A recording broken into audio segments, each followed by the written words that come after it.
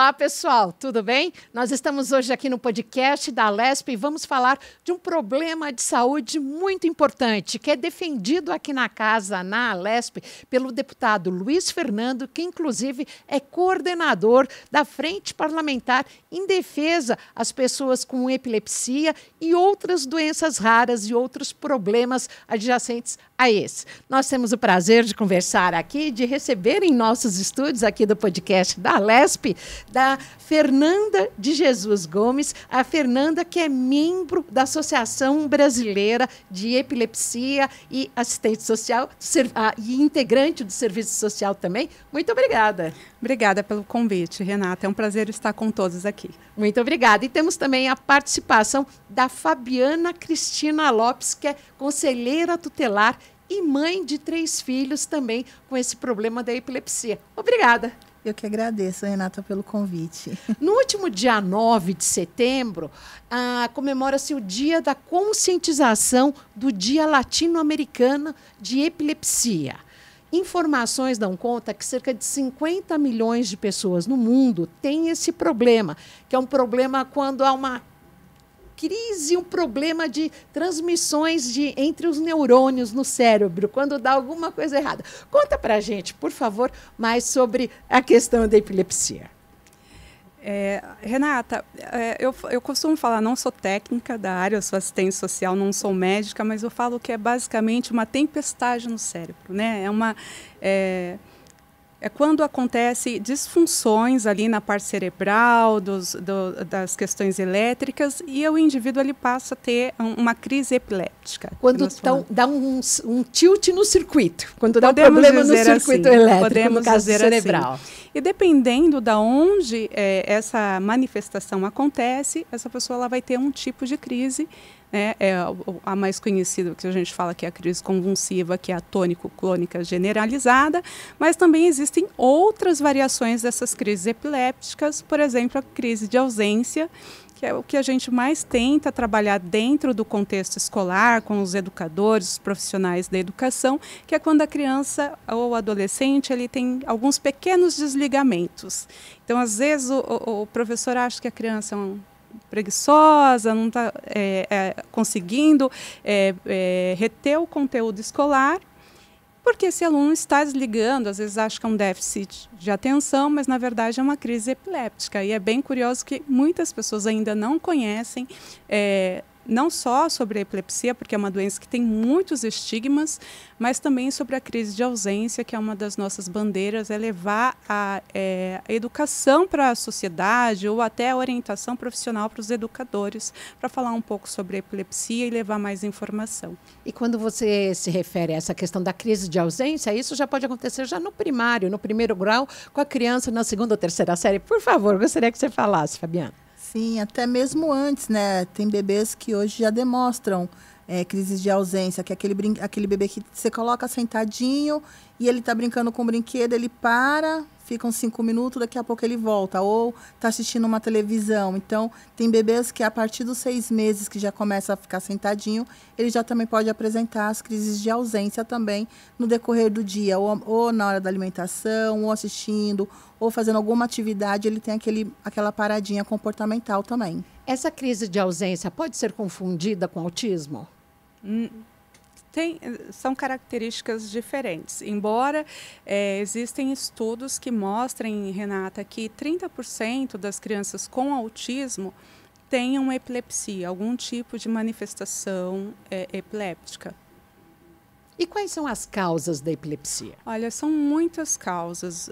Às vezes causas desconhecidas, podemos falar, às vezes uma lesão, uma pessoa tem uma queda, um traumatismo, um AVC, uma má formação cerebral, neurocistercose, que é o verme da solitária. Então, são várias... carne de porco mal cozida, né? Exatamente. Então, a questão do parto não acompanhado, uma dificuldade no parto, antigamente, por exemplo, a fórceps. Então, são várias causas que podem trazer a epilepsia para um indivíduo. A gente fala, basta ter cérebro para ter algum problema, né? Hoje a gente fala de neurodiversidade, mas, por exemplo, às vezes a pessoa ela pode nascer e desenvolver a epilepsia, mas às vezes uma pessoa, eu ou você, um acidente, um motoboy trabalhando, uma queda, isso pode fazer com que a pessoa tenha depois, posteriormente, uma manifestação de crises epilépticas. Isso no caso do adolescente e do adulto, mas e do bebê? No seu caso, com 3 filhos, é genético também? Sim, tem a questão genética, porque já tem familiares por parte do pai que tem epilepsia, né? Mas um dos meus filhos, na verdade, não foi genético, e sim uma doença rara. Então, por ela ser portadora de uma doença rara, as crises convulsivas dela começou a apresentar logo assim do nascimento, né? Nas primeiras horas de nascida. E hoje, eu também, por estar trabalhando com outras crianças, e muito pouco falado, a síndrome do bebê chacoalhão também vem causar a questão da epilepsia no bebê na primeira infância. O bebê chacoalhão é quando os pais têm mania de pegar a criança e ficar brincando, jogando para cima e voltando, porque o cérebro está solto. Então, a cada chacoalhada, ele acaba se depredando dentro do crânio e fazendo pequenos ferimentos no entorno do cérebro. E isso vem causar também a epilepsia nesse bebê também, que eu só vim descobrir por conta dessa síndrome rara da minha filha. Nossa, quando você fala isso do bebê chacoalhão, e eu acho que muita gente que nos assiste pela TV, também pelo YouTube, ou nos ouve pelo Spotify, eu chego a ter um frio na barriga, porque meu sobrinho fazia isso com a sobrinha de 2 anos, brincando, jogando para cima, jogava e voltava, jogava e voltava. E isso é muito comum nos pais, principalmente pais novos, né? Então, é uma brincadeira que eles têm esse costume, ou até mesmo pegar o bebê e jogar na cama, na brincadeira, porque a criança dá risada. E quanto mais a criança ri, mais o adulto acha legal e continua jogando. E isso, imagina você pegar a cabeça da criança e chacoalhar. Aquilo está solto ali dentro. Então, muitas das vezes a pessoa vem desenvolver epilepsia e não sabe a causa, mas muitas das vezes é por conta dessas brincadeiras. Nossa, isso é muito grave, né? Um alerta. Sim, até. Sim, um alerta. E veja que a Fabiana, ela é uma mãe, ela é da área da saúde, né, formada na parte de enfermagem, mas é uma mãe que se empoderou, Renata, foi atrás do diagnóstico dos filhos e hoje ela ajuda toda uma comunidade, assim, 14 comunidades aqui na Zona Sul de São Paulo, porque primeiro ela veio com essa inconformação que nós temos, né? Quando a gente se depara com todos esses desafios que nós temos para acesso à saúde, educação, ela não se conformou com isso. Então, ela foi atrás não só de aprender sobre a doença dos filhos, para poder falar com muita propriedade, mas para poder ajudar a comunidade dela. Então, esse é um papel que nós temos enquanto associação, né? É ligar esse corpo, esse membro de pessoas que podem se unir, né? Trazer, multiplicar não só a informação, mas também lutar pelo direito, pelo atendimento, pelo acesso, pela medicação. Pelo acesso. né? Embora nós temos, eu falo, o SUS é maravilhoso, a gente tem um sistema que é maravilhoso, mas infelizmente, em muitos casos, a gente percebe o quanto também existe uma deficiência e falta de acesso, né? E se a gente não entrar nesse espaço de disputas e lutar, como a gente tem aqui na casa, atores políticos que se envolvem, assim como o deputado Luiz Fernando abraçou a causa desde o início, se sensibilizou, né? Que foi uma questão de convencimento da associação vir Ele é autor de várias leis, várias leis, inclusive o Dia Roxo, depois o Março Roxo, nós temos aí leis de inclusão do aluno com epilepsia num contexto escolar, que infelizmente foi vetada pelo ex-governador João Dória, mas é um trabalho que a gente tem, que a gente sabe que é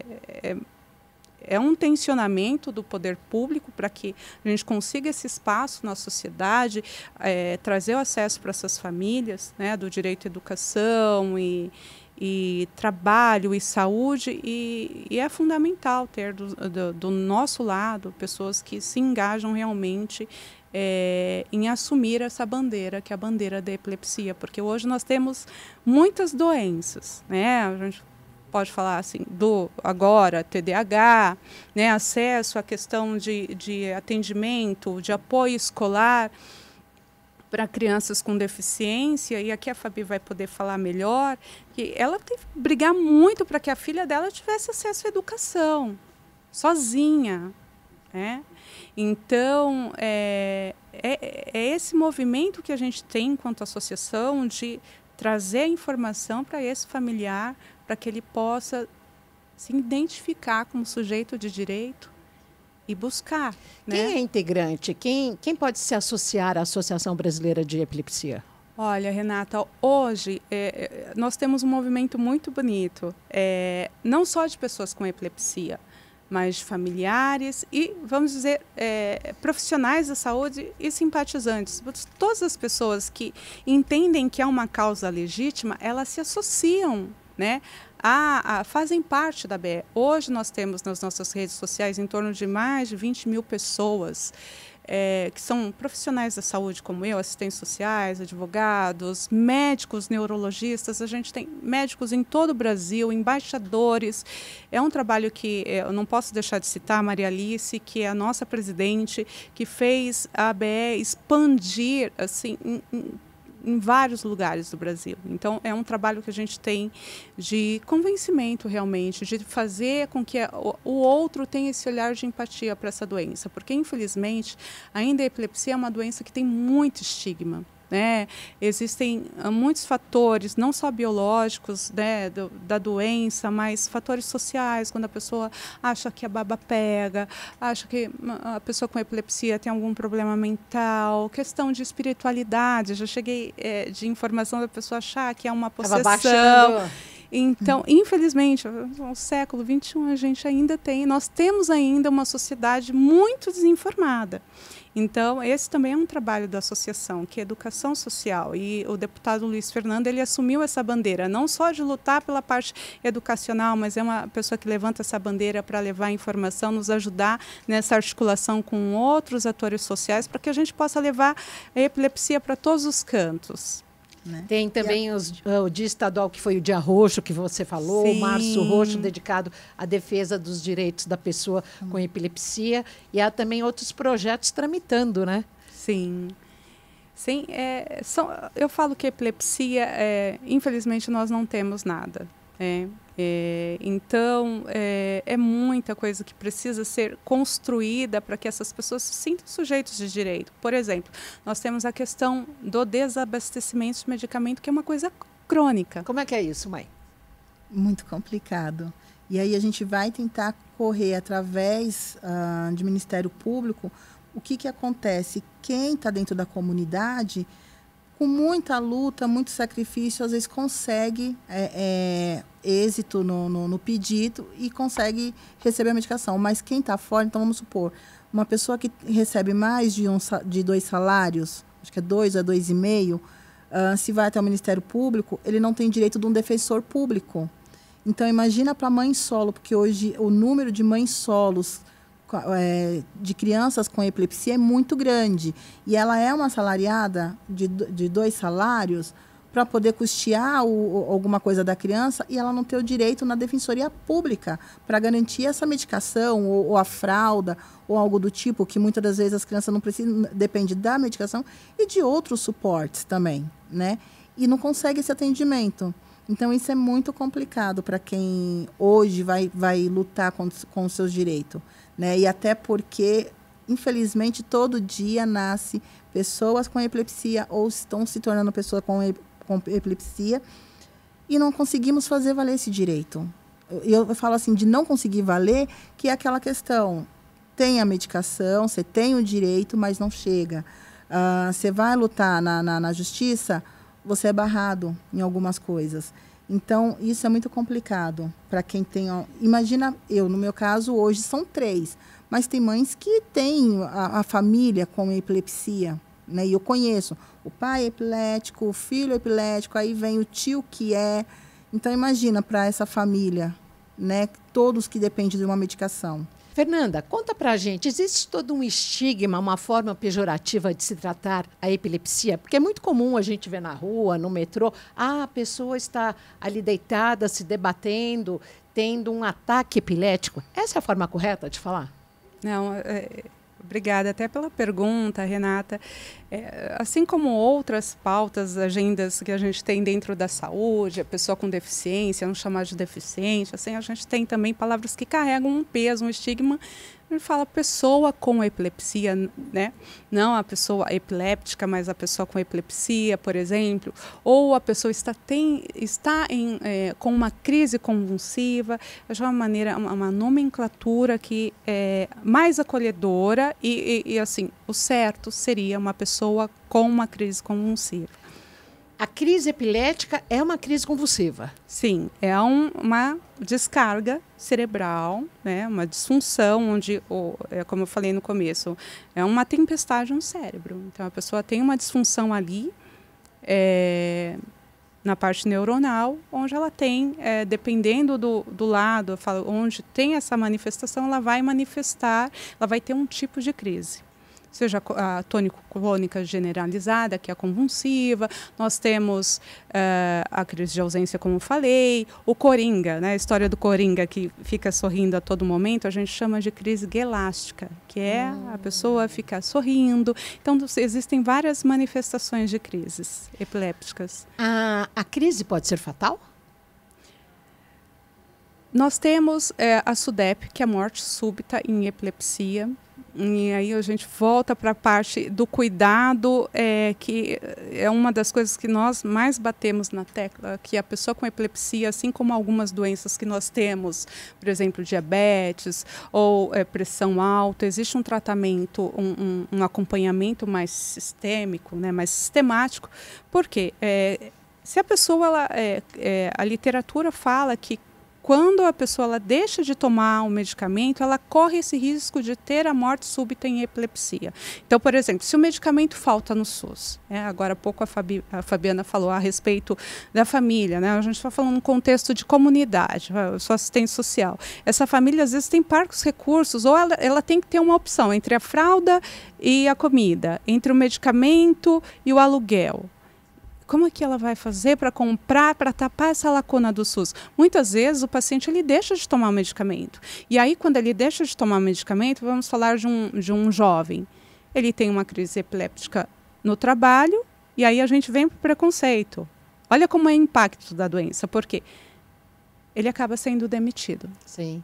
Consequentemente, ele acaba sendo demitido. Ou, por exemplo, essa criança fica sem o medicamento...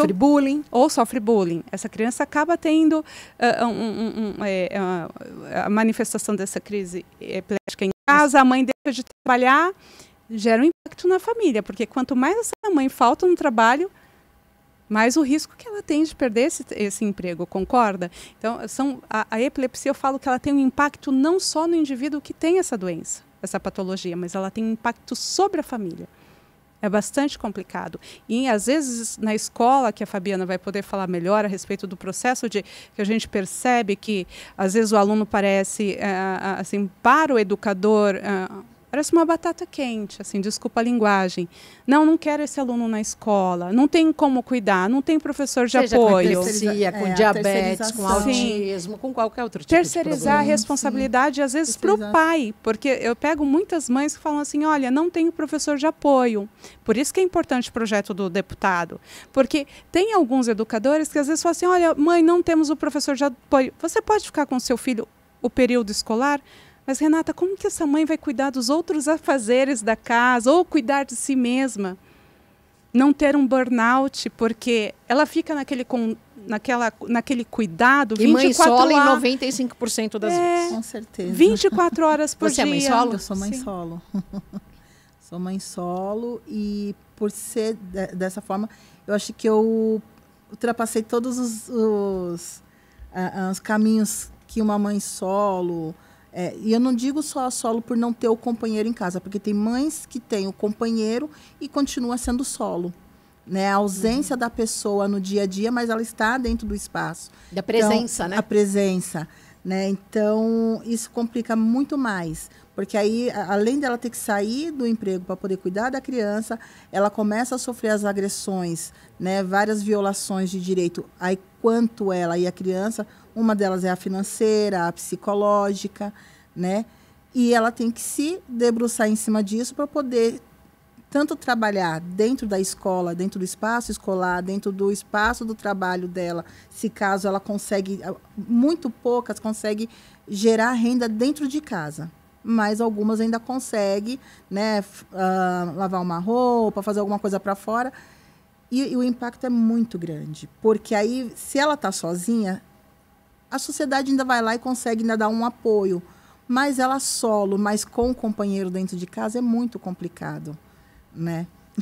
E essa frente parlamentar, então, do deputado Luiz Fernando aqui da casa, o deputado do PT, é fundamental para todo esse corpo, essas milhares de pessoas que têm o problema no país. Sim, hoje nós, assim, em torno de 1 a 2% de pessoas no Brasil, os dados, né, estimativas dos dados seriam esses, são quase 3 milhões e meio a 4 milhões de pessoas no Brasil. Então, essa frente é muito importante para trazer dignidade humana para essas pessoas, porque a gente está falando de emprego, educação, de acesso à saúde, de qualidade de vida, não só para essa pessoa, mas para esse familiar que é cuidador também, assim como a Fabiana falou, e a gente ressalta muito enquanto associação, a gente não cuida só do paciente, da pessoa que tem a epilepsia, mas da família também. Da família, né? É um atendimento multidisciplinar. Sim. A gente chama isso de matricialidade familiar no serviço social, porque às vezes a gente vai para um contexto, mas daqui a pouco a gente tem uma outra necessidade dentro da família, a gente não pode fechar os olhos para isso, a gente tem que abraçar todos. Agora, Fernanda, prestando serviço aqui no podcast da Alesp, o que se deve fazer quando a gente observa que uma pessoa está tendo uma crise convulsiva? Primeiro é manter a calma. A gente precisa manter a calma, às vezes a pessoa fica muito desesperada ou assustada. A crise convulsiva, geralmente, ela passa em 2 minutinhos, é um evento rápido, precisa ser rápido. Uma descarga, né? Geralmente é rápido, mas se avançar, né, aos 5 minutos que a gente fala, é preciso chamar o serviço de urgência, que é o SAMU, que é 192. Se porventura você perceber que a pessoa caiu, bateu a cabeça e teve um trauma, um sangramento, é importante também chamar o serviço de médico. Mas manter a calma, afastar os objetos que possam machucar essa pessoa, porque nesse movimento da crise convulsiva ela pode se debater e machucar, bater o braço, tirar um óculos, se tiver uma gravata, desabrochar, né, tirar a gravata, cinto, alguma coisa que possa machucar, virar a pessoa de lado, porque a gente fala da broncoaspiração, porque ela vai salivar muito, aí a gente lembra que a baba não pega, nem que não precisa puxar a língua, porque tem mito. Esse mito. Porque a gente sempre ouviu falar, não, pega um pano, pega uma coisa para tentar prender a língua, para não enrolar a língua. Existe esse mito, e infelizmente é muito comum. E a gente fala, olha, não põe a mão na boca, porque a pessoa perdeu os sentidos, então ela pode morder sem querer a mão da pessoa que está socorrendo, enfim, pode acabar machucando a pessoa que vai ali prestar os socorros. Então, não põe nada na boca, vira de lado, espera essa crise passar, mantenha calma. E se porventura passar os 5 minutos, é importante chamar o serviço de urgência. Mas aí a gente fala da parte acolhedora, né? Essa pessoa teve essa crise, vai passar aí em 60 segundos, é um momento rápido, fica do lado dessa pessoa, tenta acolher, porque até ela recobrar a consciência, fala, olha, ela vai estar um pouco perdida, enfim, tenta ajudar, estar ao lado, estender a mão. Se possível. No momento, se tiver uma blusa que possa ser encaixada debaixo da cabeça, porque no momento da crise, a cabeça, ela bate muito. Bem lembrada. Então, se a pessoa não tiver esse controle de segurar a cabeça da pessoa de lado, ou se ficar meio receoso de segurar a cabeça, coloca um pano embaixo. Uma mochila, uma bolsa. Evite o impacto no chão, no solo. Porque o risco... O trauma é menor. O risco de ter algum trauma é bem... Sim. Bem lembrado. Fernanda, você que é membro da Associação Brasileira de Epilepsia, eu gostaria muito de agradecer a sua participação aqui no podcast da Lesp. Gostaria que você deixasse as redes sociais, inclusive algum telefone, algum site, para informação para os nossos ouvintes e telespectadores aqui do podcast da Lesp. Nós temos o nosso Instagram, que é abe.epilepsia. O nosso site é www.epilepsiabrasil.org.br e o nosso e-mail é abe@epilepsiabrasil.org.br. E o Instagram? É abe.epilepsia. E @abe.epilepsia. Isso mesmo, tem um @abe.epilepsia. E lá nós temos, assim, dá para maratonar os familiares que têm um diagnóstico recente. A gente tem vídeo de médico explicando sobre a doença. A gente passa acesso a informações sobre como fazer essa jornada do direito, orientação. Também a nossa linguagem não é só para o público com epilepsia, é para as pessoas que não têm epilepsia, principalmente para que a gente possa desconstruir toda essa fake news, esses estigmas que tem em relação à doença. E multiplicar a informação correta. Sim, com certeza.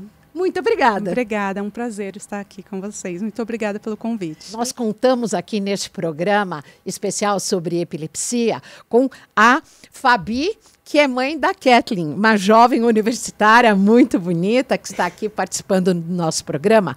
Agora, muito boa tarde e obrigada pela presença. Eu que agradeço, assim...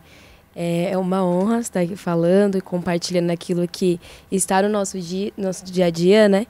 E que a gente tem dado uma sensibilidade diferente para a gente, nos espaços que a gente vai, nas pessoas que estão ao nosso redor. Então, estou aí muito feliz por estar participando com vocês. Muito obrigada. Fabi, você que é uma defensora, pertence ao Conselho Tutelar, se formou em enfermagem, trabalha muito pela causa, até em função dos seus 3 filhos com epilepsia, que têm uma herança genética. Como é que foi tratar da sua filha Nathalie, que foi prematura e que hoje tem 16 anos? Resume um pouco para a gente do que foi a guerra que você travou com a Justiça, com o Estado e com a importância de projetos como o do deputado Luiz Fernando tem em prol de toda essa comunidade. Então, eu sou órfã, né? Minha família me entregou para o juizado de menor muito pequena, então eu não tinha escolaridade.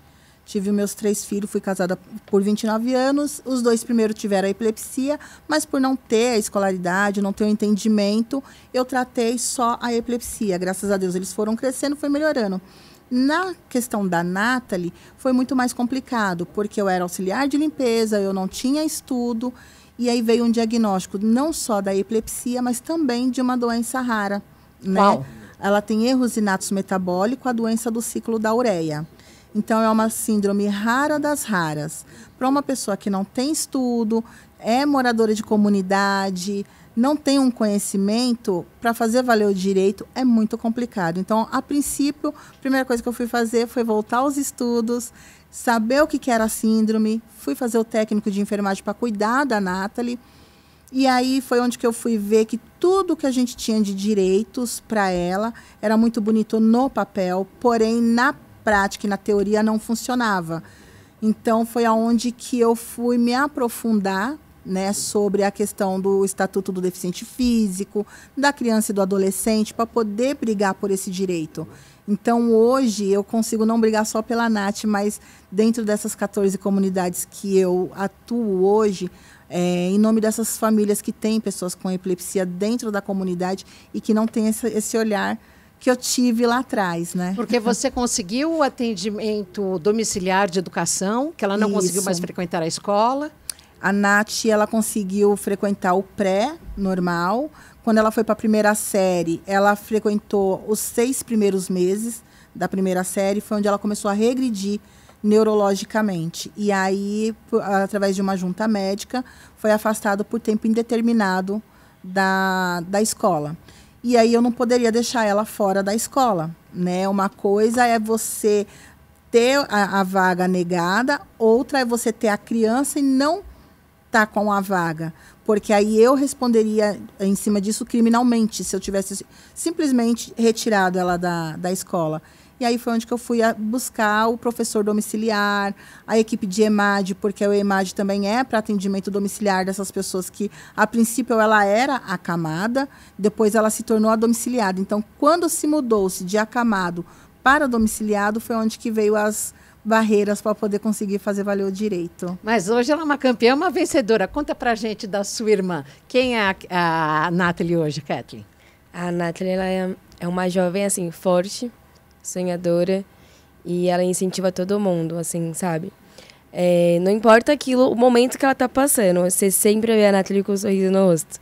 E falando que tudo vai ficar bem, né, mãe? Que tudo vai ficar bem. Eu entrei no carnaval, a Nath também desfila no carnaval, né? Eu entrei no carnaval por conta dela. Assim, a dança em si ajudou muito ela, né? Nesse tempo. Sim, ela é uma paciente. Ela usa cadeira de rodas. Ela usa cadeira de rodas. Ela usava oxigênio, né? Em casa a gente tem todos os equipamentos, porque ela ainda precisa de muitos cuidados. Né? Ela tem ainda alguns escapes convulsivos e que são graves, porque o pós-convulsivo dela é muito prolongado. Então, ela tem todo o aparato, mas ela estando bem, ela faz balé em cadeira de rodas, numa escola adaptada para cadeirante. Ela é modelo fotográfico, ela faz parte do Instituto Vidas Raras, né, por conta da síndrome dela. Então, a Nath é essa garota fantástica. Olha, a gente promete aqui no podcast trazer a Nath em breve aí para contar um pouco da sua história e da importância de lutas como projetos e leis aqui sancionados no governo do estado de São Paulo e projetos do deputado Luiz Fernando, que ajudam muito a toda essa comunidade de pessoas que têm epilepsia em todo o estado de São Paulo, mas que aí servem de referência para todo o Brasil. Mas conta pra gente, quando você vê a sua irmã tendo uma crise epilética, você respira fundo e vai. Eu sou a mais calma da família. Precisa de calma. Precisa de calma. Então, manter a calma. Aí eu sigo todo o padrão, né? A pessoa de forma reta, deitada, levantar a cabeça, não prender a língua, deixar passar o tempo, porque é um tempo, né? E se for um tempo muito prorrogado, ligar pro SAMU e pedir orientação. Então, eu sou a mais calma, eu tento acalmar todo mundo. O meu irmão, ele é mais agitado, então quando acontece, ele já começa a chorar. Aí, calma, gente, calma que vai resolver. Eu pego o celular, ligo pro SAMU. E eu sou a pessoa assim mais calma quando isso acontece. E como é que faz a mãe quando tá no trabalho? Nossa, eu já saí por diversas vezes correndo, né? Mas pelo fato dela fazer rebaixamento de nível de consciência. Então, quando alguém me liga, olha, a Nath acabou de convulsionar, então eu começo a pedir para a pessoa monitorar saturação, porque cai muito. Uma pessoa, quando está em crise convulsiva, ela desatura muito. Então, neste momento, no caso dela, ela tem um cilindro de oxigênio.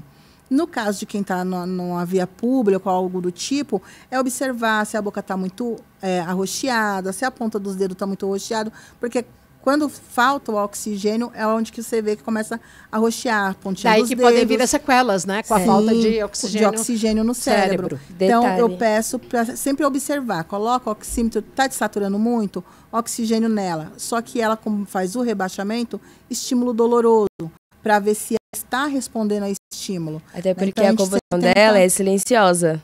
Então, só quem já presenciou sabe que ela tem convulsão. Ela não de se debater, ela não tem. Ela para e aí ela se estica toda, o olhinho vira para cima e ela fica ali paradinha. Quem não a conhece acha que ela está olhando para o teto, acha que ela está fazendo alguma coisa e não, ela está tendo uma crise. Rapidamente, você diz que lidera 3 comunidades. 14. 14 comunidades no que diz atendimento com epilepsia. Isso. Dentro dessas 14 comunidades são alguns pacientes que estão dentro delas e que têm a epilepsia. A Mário Cardim é a maior, né, que tem 1.500 famílias, 5.000 pessoas. E tem mais pessoas com epilepsia dentro da Mário Cardim. A desinformação é muito grande? Muito. E a falta de conhecimento é muito grande. A falta de conhecimento sobre o que é e o acesso à saúde também. Hoje, infelizmente, está muito complicado, porque antigamente você tinha a porta dos hospitais, como pronto-socorro, de livre acesso. Era porta aberta. Era porta aberta. Hoje, com o fechamento desses hospitais, e a UBS fica muito complicado. E aí, pela UBS, o paciente até passa pelo clínico, entra no sistema do SIG, e fica lá esperando. E o que me preocupa mais é o quê? Muitas das vezes sai a vaga numa outra localidade. Então, imagina uma pessoa que às vezes não tem nem o seu direito tipo, de ter um bilhete do ônibus ou transporte, ter que sair daqui para ir para Pedreira ou Capão Redondo para poder passar numa consulta. De Zona Norte para Zona Sul, leste para oeste. Isso, é muito complicado. Olha, agradeço muito a participação de vocês aqui no podcast da LESP. Nós que falamos desse tema tão importante. Em breve a gente espera poder ter a participação da Nathalie, ela que é modelo fotográfico, também dança, desfila em escola de samba. Muito obrigada pela participação. Eu que agradeço. O podcast da Rede Alesp, você já sabe, diariamente vai ao ar aqui na Rede Alesp às 8 da noite e nas plataformas digitais às 7 horas. Tchauzinho e muito obrigada.